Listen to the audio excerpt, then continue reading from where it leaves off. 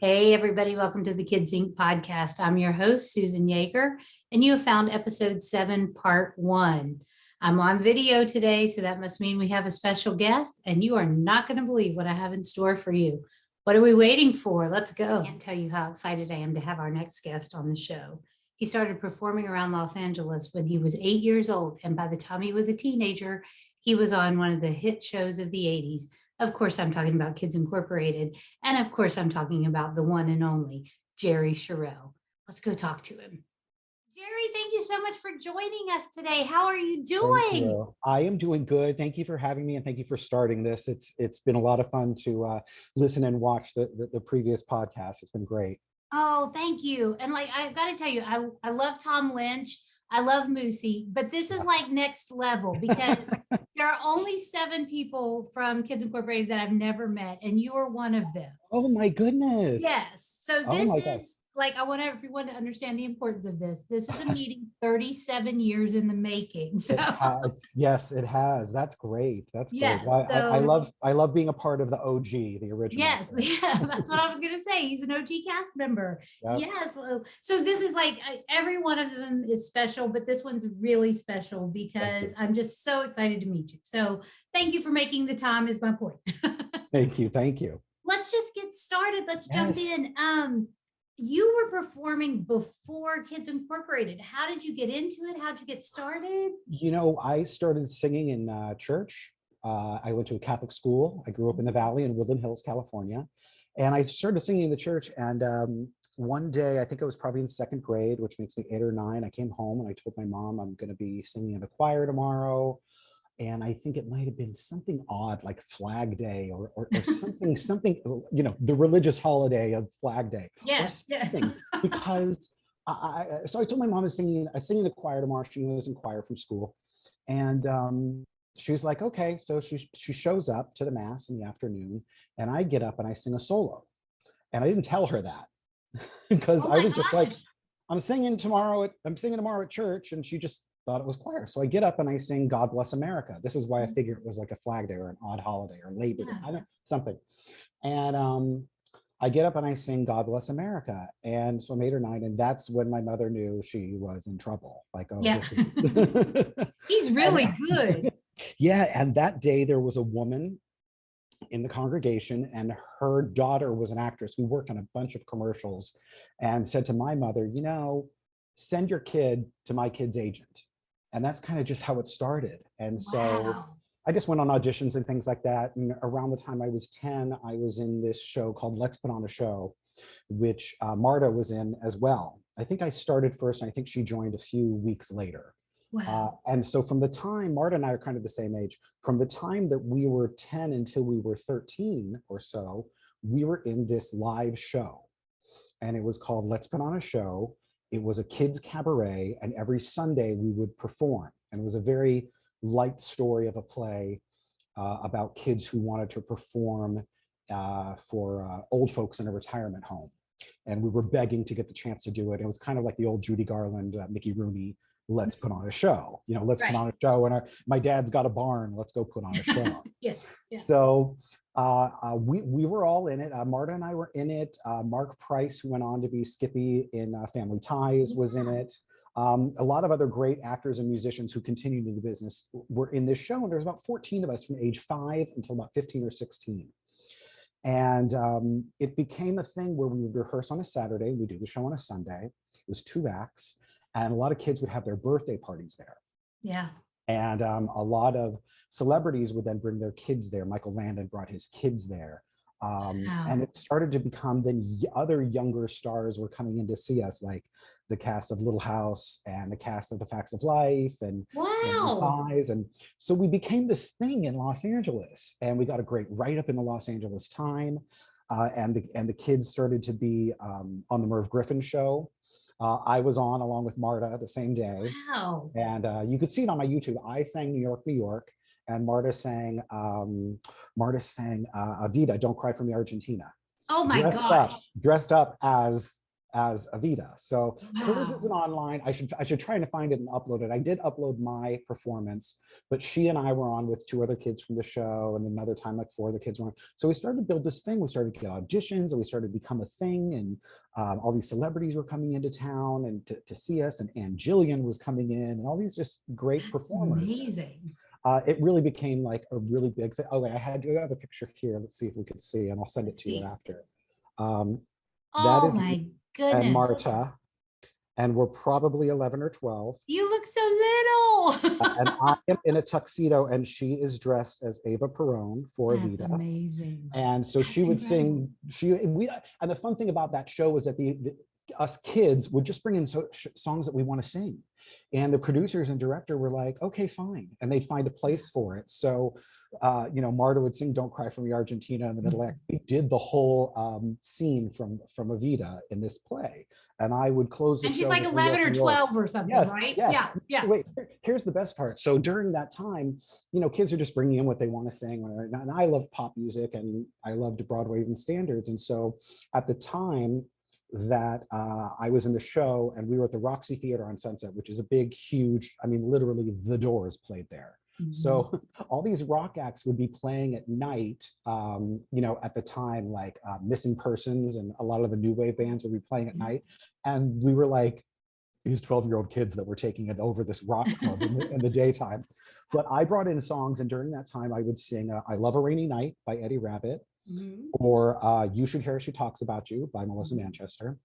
And then in the second act, I would sing And I'm Telling You I'm Not Going from Dreamgirls Oh my gosh. at 12 years old. Yes, that's Which fabulous. that is also on my YouTube, you could see. And then I would always, for the 3 years we did the show, I would close the show singing New York, New York, because I was obsessed with Liza, and then of course Sinatra. Right. And during that time, I always say the way that I got discovered was because of that show. Yeah. Casting people or producers or someone connected to what I call the pilot, everyone else calls it the beginning. The beginning. Connected to the pilot came in and saw us. And I think probably everyone in the show auditioned. And for some reason, Marta and I had the same agent. And the way that I recall this is that we were kind of told before we auditioned, hey, you guys are really hot for this, you two. Yeah. So knock this audition out of the ballpark. Just a little pressure. So yeah, no pressure. So we went in and we auditioned, and I remember I had to prepare things like I had to prepare Elvis, and I think I had to prepare a Hall & Oates and maybe a Stray Cats.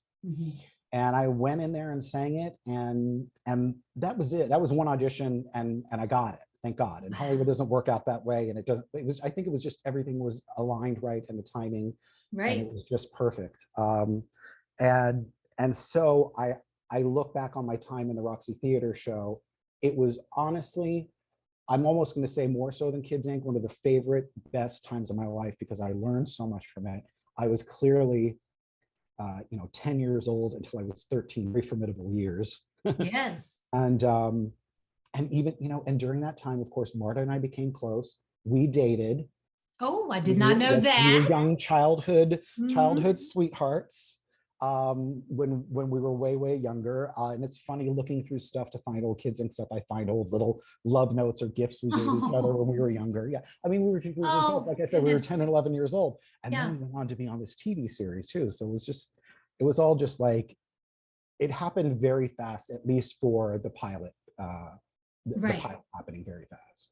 I had heard a rumor that the show was based on seeing you guys in a play or something, and I didn't know if that was true or not. But it sounds like I think that's probably true. Yeah. Yeah, and I think from what in listening to Tommy Lynch's podcast interview with you, I had learned a few things that obviously this was a KTEL thing. When we went into it, we're doing a KTEL record and TV show, or maybe we thought it might be a home video. Right. Or something like that. We didn't really know it was a pilot for a TV series.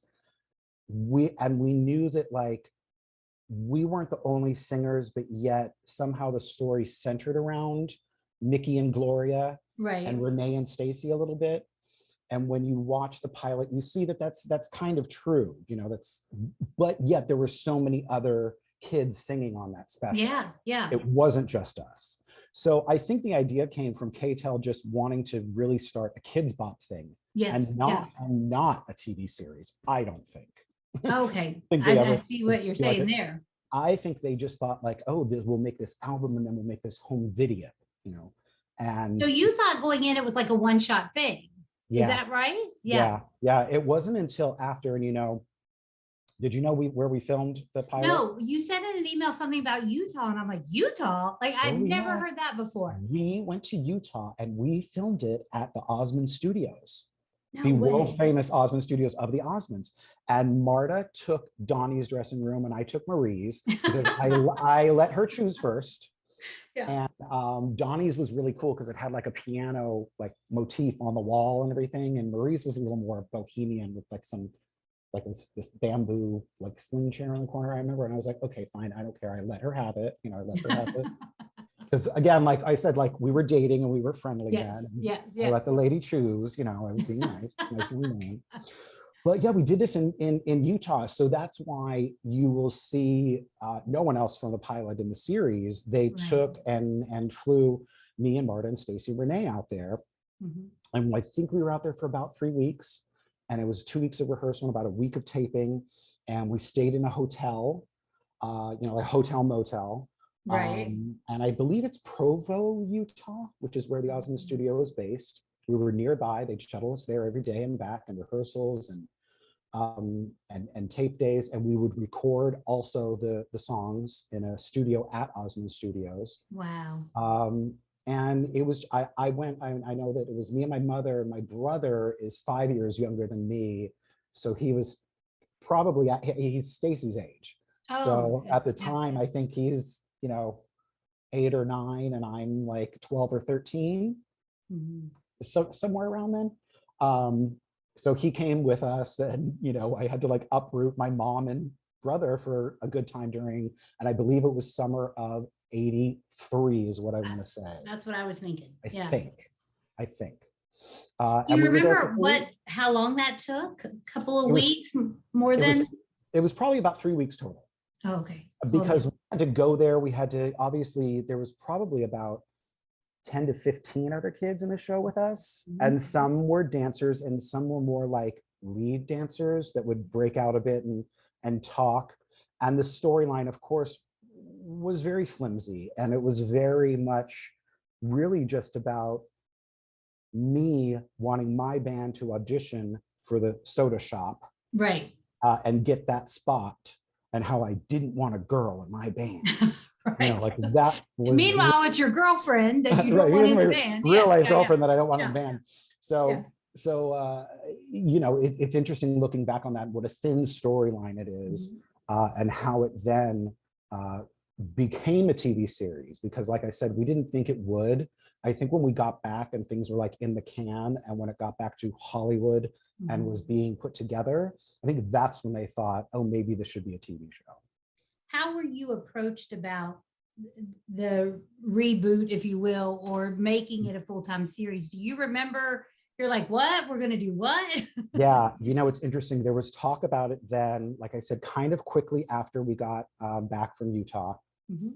And again, Marta and I were still in the same circles and would talk to each other. And my mother was best friends with her mother. Mhm. So, and like I said, we shared an agent. So we were still close during this whole process, even though we weren't working together anymore. We weren't doing the show at the Roxy together anymore. We had left that.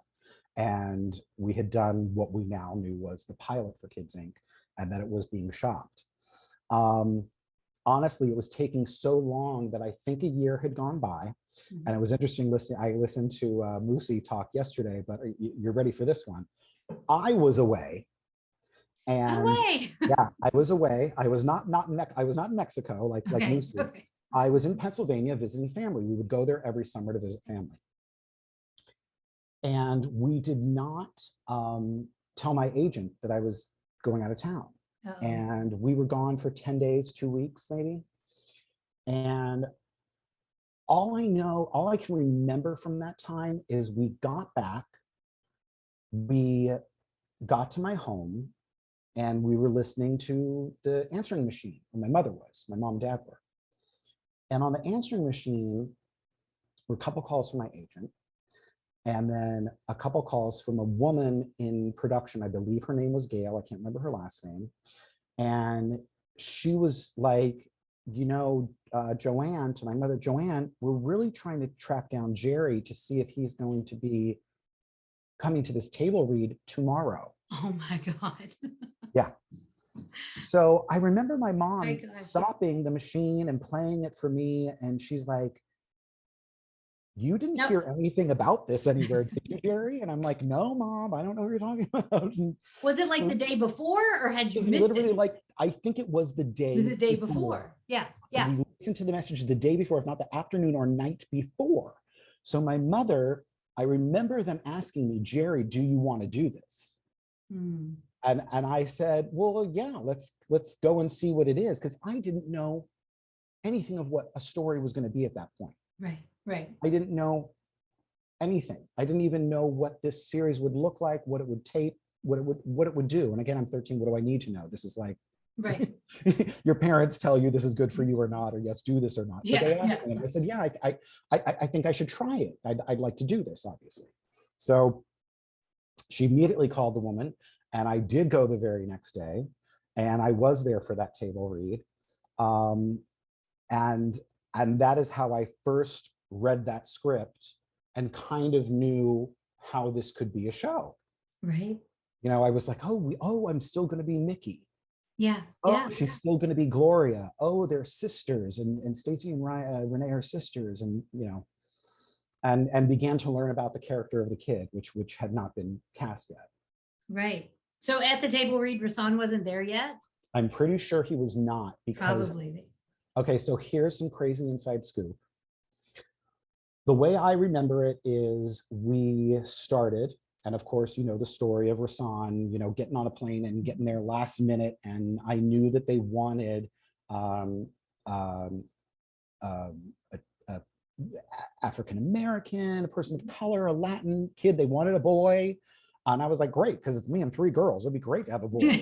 Let's find another kid. Let's find another guy. Yeah. Let's get a boy. And so I knew that, so then they told us the story of Rasan and how he was going to come in and everything. And I knew of Chip Fields. I knew of her as a acting coach and as a talent scout. I remember this at 13. I'm sure Marta does as well. We're like, oh, well, Chip is like bless this kid and has found this kid. This is great. Yeah. We're gonna have another cast member. And I just remember we had in that first 10 episodes, I think, a backup dancer, which I hate calling backup dancer, a dancer, sporting dancer, named Shanice Wilson. And she was there, and she was in town. If you were someone like me and Marta and probably Renee, you knew who Shanice was. Really? Because she is one of the greatest vocalists on the planet. Her vocals are just insane, okay?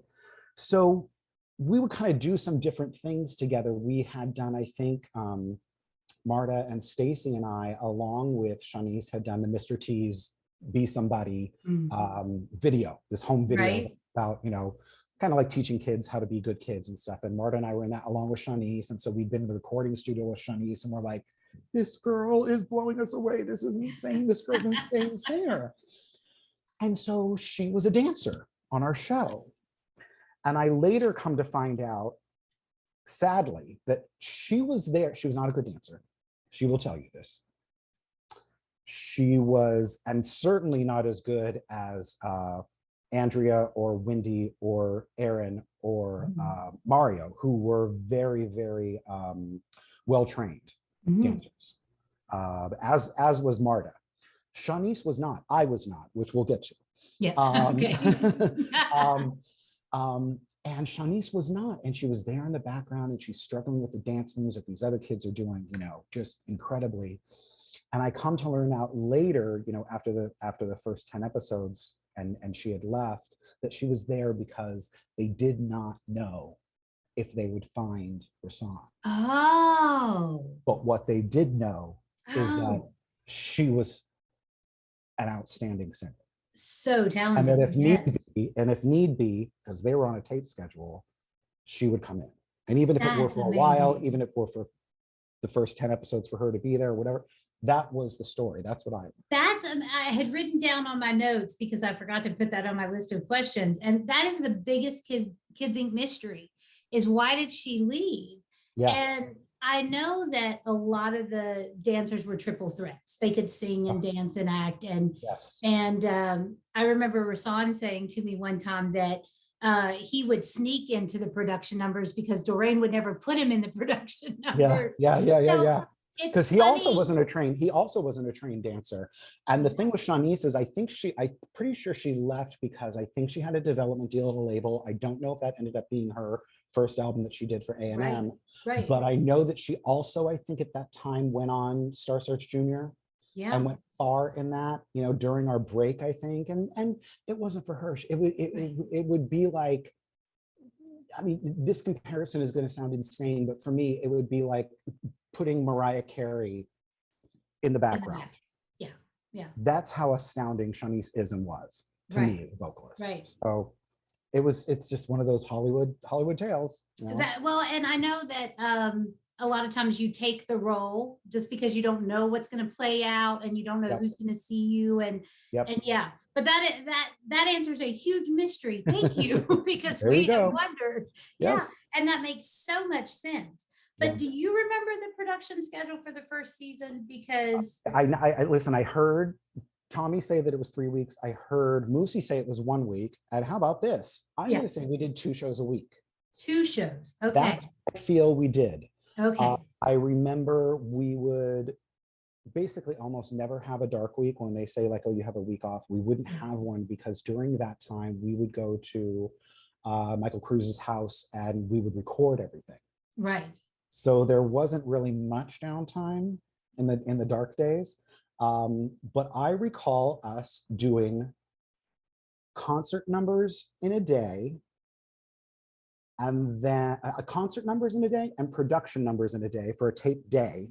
Right. And then I remember dialogue and solo songs. Oh, okay. Okay. That's how I remember it, kind of. So you went for at least 13 weeks or something, right? Like a lot longer than, yeah. Yeah, definitely. And, okay. and it wasn't, it's funny looking back, it's all in a blink of an eye, but I remember so much of it with so much detail.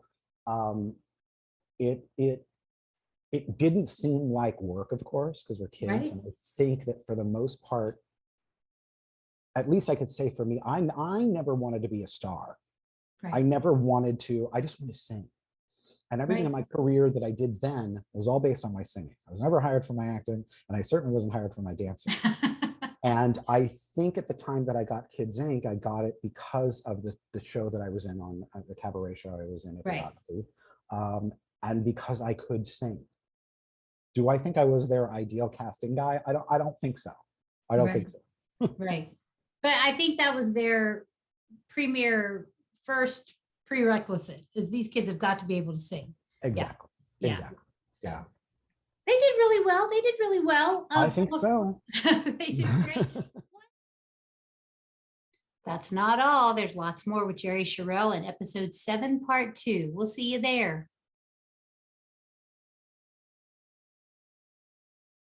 Two quick shout outs before I wrap up this episode. First, as always, much love to Eris at kidsinc.us or kidsincorporated.us or on YouTube, just Kids Incorporated.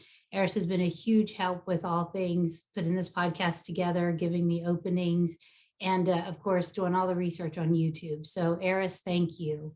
A second big shout out is to my friend Alice. She sent me this wonderful gift. It's a Kids Inc. podcast tumbler made by Fangirl Creative. You can find Fangirl Creative on Twitter and I think other social medias, but I'm going to say start with the Twitter, Fangirl Creative. And I love this. Let me show it again, just because it is so gosh darn cute. So she made this great tumbler for the Kids Inc. podcast. And everybody go check out Fangirl Creative. And thank you, Alice. That was such a great gift. And maybe we'll have these up for sale soon. So keep an eye out for those. Thank you, guys. Hey guys, we would love for you to check us out on social media. Tell us what you like, what you don't like, what you want to see more of. You can find us at facebook.com/Kids Inc. Podcast, twitter.com/Kids Inc. Podcast, and instagram.com/Kids Inc. Podcast. Hope to see you there.